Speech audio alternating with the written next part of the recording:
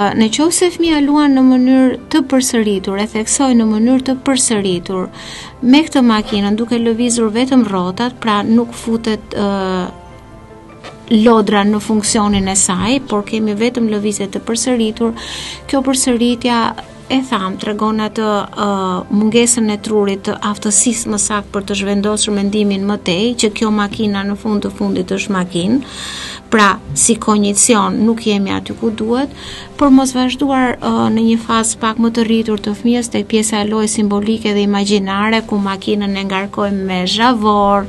e kështu me radhë, pasi loja imagjinare në fund të fundit ka një subjekt brenda që do të thotë ka një marrëdhënie,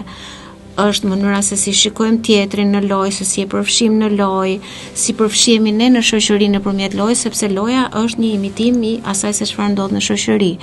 Kështu që ngecja në një lojë të përsëritur për një kohë të gjatë është problematike në kuptimin që tregova.